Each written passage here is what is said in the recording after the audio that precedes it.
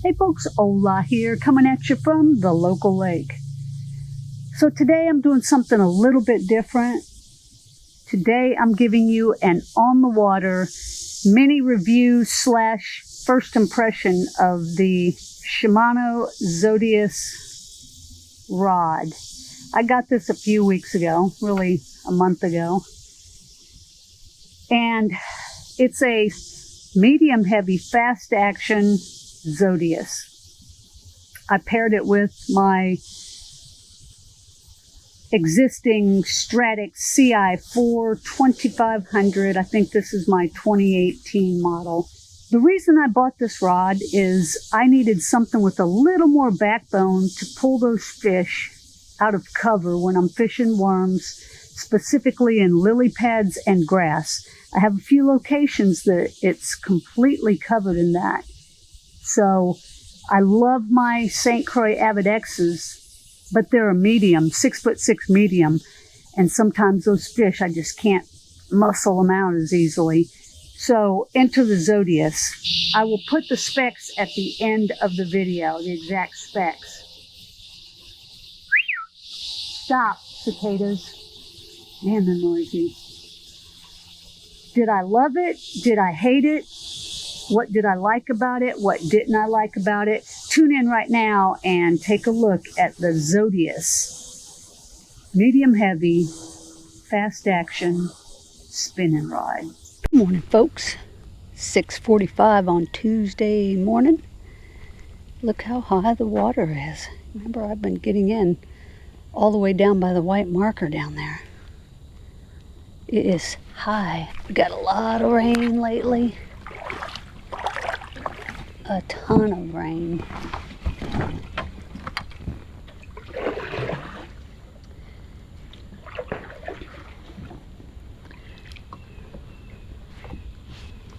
So, my main objective today, guys, is to do an on-the-water review for you of, I got a new rod. Let me put a worm on it. And I wanted something a little stiffer. Oh, that was the police. Good for them.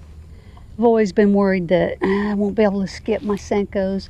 So let's do a skip test. Here's the rod. It's a Shimano Zodias, 6'9", medium heavy, fast. So here's a skip. We can still skip. It's not as good as with the medium action rod, but good enough. It gets the job done. So I did fish with it over the weekend and it performed just as expected, guys. I like it. Let's go into this dock.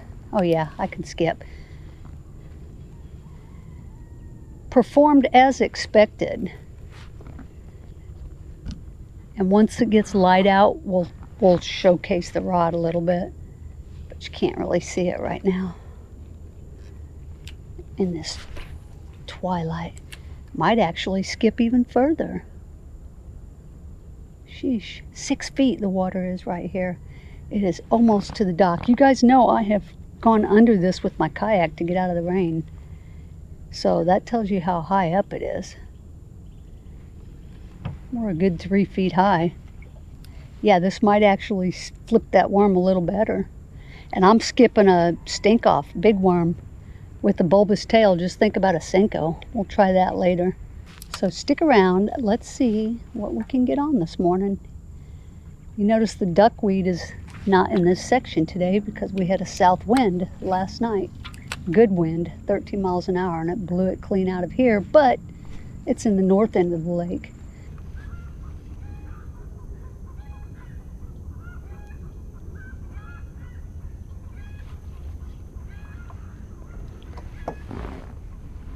There's one.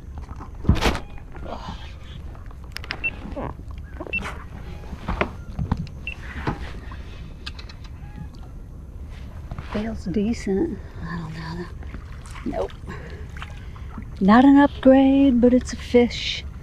Okay, that's the first fish that I'm catching for you on the new rod. In this little patch of clearing. Ow, fish. Ow. This little patch of clear water on the Sticko. First fish of the day. See ya. I felt that bite. I felt him hit it. When I fished with it this past weekend, this new rod, I didn't really feel the bites. But it was a different lake with a different style.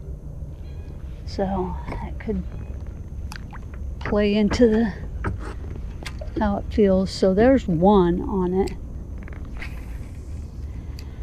Alright, I might as well give you some impressions right here on the water. Okay, first off, I'll go with the cons, what I don't care for. The handles, this is trivial, 1 inch longer than my other one. Doesn't seem like a big deal, but I'm short, so I know to get a short handle I have to get a short rod, so that's just a given. All of the 6'9" have about the same handle length. The second thing I do not care for, the hook keeper. Look where it's at. And at first I thought, well, that's cool. It gets it out of the way when I grab my rod. But when I stick my rod in the holder, you know, the tube with my bait on it and the hook on it, it snags. So you can't have a worm on it really when you're putting it in your rod tube. So again, that's a trivial thing. Number 3 is kind of a big thing. You see this first line guide? It's so close to the reel that when I cast, my line's doing this and I can see it spinning and it's being confined in that ring. That ring seems like it should be this far out. Get the sun behind me. I'll do a cast right here so you can see. Hopefully it'll pick it up. Pay attention to the line from here to here, okay? See how it's just spinning like crazy? And it seems like this might be impeding my cast. So maybe for some that's not a big deal, but I definitely feel that. Let me show you how it is compared to the St. Croix. Look where my first line guide is on the St. Croix and look where it is on the Shimano. Basically, the line guide, the first line guide is almost where my second one is on the Zodias. See that? So this St. Croix, when you cast, it doesn't become caught up in that line guide like this. Kind of surprised. Let's do another cast. So this line guide's critical. See it just spin and spin and spin. Maybe it's helping it. I don't know. It doesn't feel like it to me. And then another thing with this line guide, when I reel it in, I get a wobble on. Look at the tip of my rod. It's wobbling like I'm reeling in a chatterbait, but it's actually this line hitting the guide. I find that bizarre. Watch again. When I skip docks, you can really see the line gets caught behind this guide and it kind of makes a big old bunch of line. All right, look at my tip. You even have it when it's not in the water. You'll get that wobble. There it is. So just my first impressions. Let me get this garbage here. It's just my first impressions.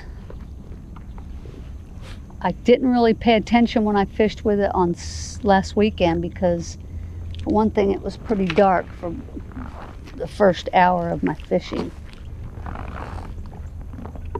So yeah, those are the main things that I'm seeing right off the bat. Right now I have it paired with the Stratic 2500. I thought I might put a Vanford 3000 on it and also use it for some like tarpon, just a little heavier rod for some bigger fish. Let's see, is there anything else?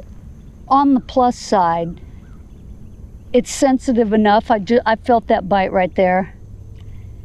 It is stiff enough. It has some good backbone. It's lightweight. I like the reel seat. It has, this whole thing moves. Look at that.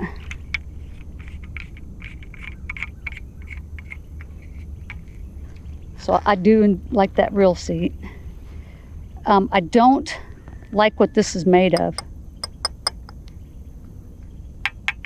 This is graphite, and it has like a metallic, maybe it floats, I do not know, but it makes a click every time I cast and grab it. See if I do this.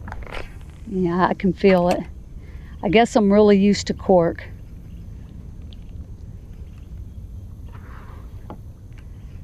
I like the look of it, definitely. The red and black goes well with their Stratic and Banford line.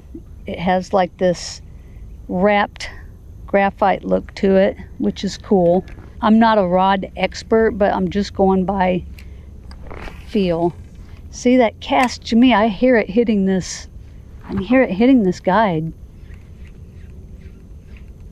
I don't know if it has something to do with it being, you know, a weightless worm. It's a sticko, which is a heavy worm. I mean, sticko on a 5/0. I have 20-pound braid on it with a 17-pound leader, but listen, see if you can hear this. I didn't hear it that time. It depends on how the rod is angled when you cast, I guess. But sometimes I hear the line hitting on that guide. I'll keep using it for a while. Maybe I'll get used to it and I'll love it, but I won't buy another one. Now that bass cut my thumb, took some hide off.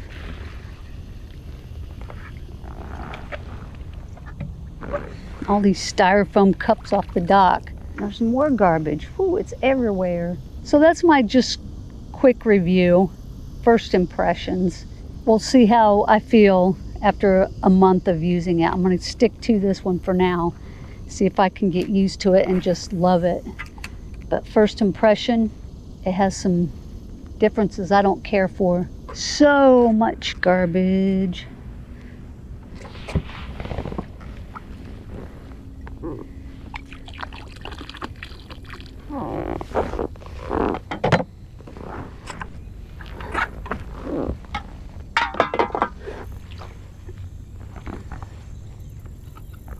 Oh yeah, I crushed it, but I didn't throw it in the garbage.